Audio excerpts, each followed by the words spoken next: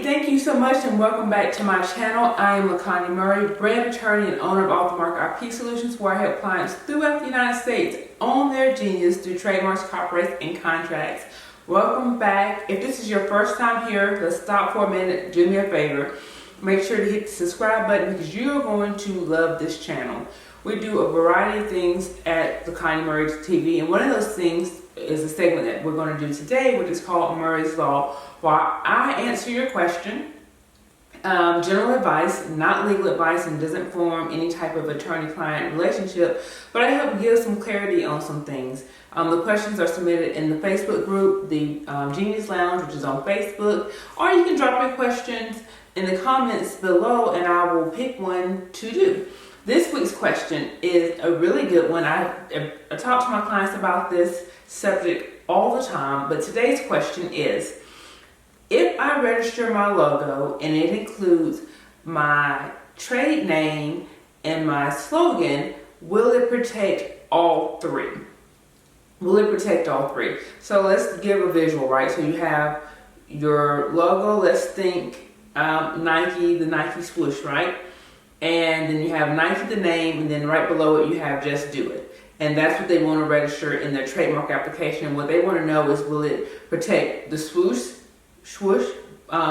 by itself? Will it protect Nike, the trade name, by itself? And will it protect that slogan by itself as some third party were to infringe on these things separately? Maybe not all together, but maybe someone has a brand name that they are going to create, and it's either Nike or something similar to Nike, something similar to Just Do It, or something similar to that swoosh, all separate, not together. Well, if I register it all as one, will it protect all three of those things? Essentially, they want to know is did I find the cheat code? Did I find the cheat code to get around the fact that if I want to protect my marks, I have to file an application, and each mark is an individual application? Did I find the cheat code to it? The answer to that is no, you did not. Sorry to be the bearer of bad news, but you did not find the cheat code. Here's the deal. Your trademark application, when you register it in that manner, will protect exactly what you registered. If there are any changes to it, your protection is gone. So when you trademark this logo with the name and the slogan, you get it protected as it is.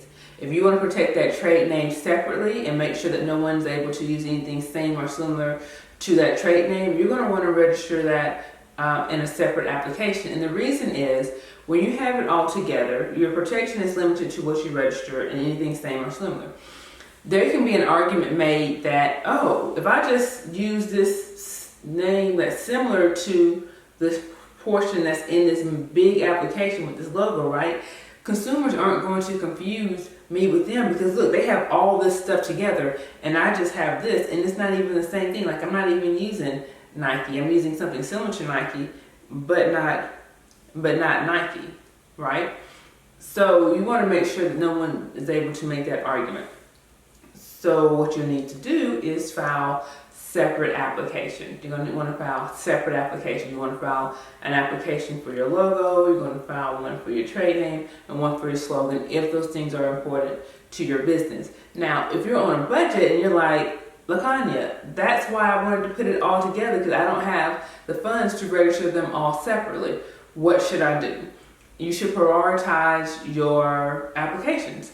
I always advise people to go with the trade name first, because trade names are very unlikely to change. So you want to, and that's how most people, look at you. Even if you see that logo, that Nike swoosh, you're going to go back to identify it with the company, that trade name. So stick with that trade name and start there first.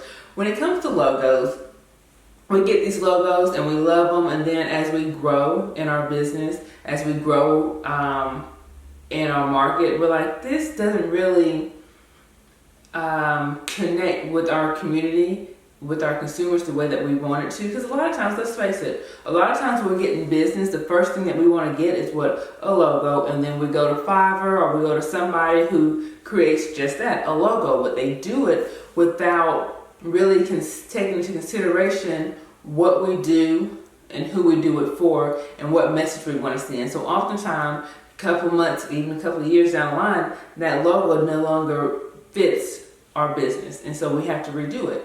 If you file a trademark for that original application, and then down the line you're like, you know what, this thing it just doesn't do it for me, then you're going to have to file a new application, even if you make minor changes. If you go into USPTO's database and you look at Starbucks applications and just the different things that they've done with that logo, any little change that they make to that logo required a new application. Because what happens is you file an application for this logo, and then between years 5 and 6 you have to submit proof that you're still using this logo that you filed an application for.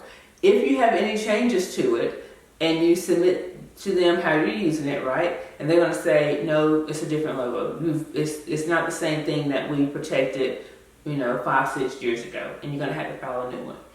So priority-wise, I would do trade name, and then I would do the slogan, and then I would do the logo. And depending on whether or not the logo has creative elements to it, and if it's mostly like image and creative and original, you might be able to register as a copyright until you're able to save the funds to get a trademark.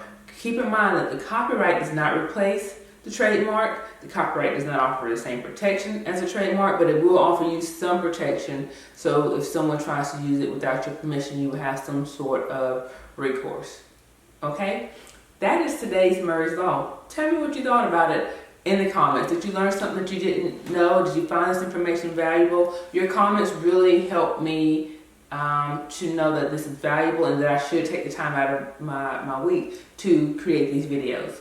Also, if you have not subscribed, make sure you hit the subscribe button and hit the bell. Subscribe and hit the bell for notifications, because you want to know when we do these videos, which come out on Wednesdays, right? And let's see, anything else? Oh yeah, like it, comment. Not comment, but rate the video is what I'm trying to say. Rate the video. If you like the video, let me know. If you were like, I wasn't really feeling this video, let me know. All right, thumbs up, thumbs down, but we prefer thumbs up. That's it. That's all I have. The next video that I will do, or coming up soon, someone wanted to know about the fees for the letter of protest. I want to say that's what it was. But what I'm going to do is just a summary. There are a lot of changes going on with USPTO, and so what we're going to do is a update video on all these changes that are going on with USPTO, and we're going to talk about Lizzo, right? Lizzo just got hit with her second plagiarism complaint over Truth Hurts. And so what we want to talk about in an upcoming video is plagiarism, copyright.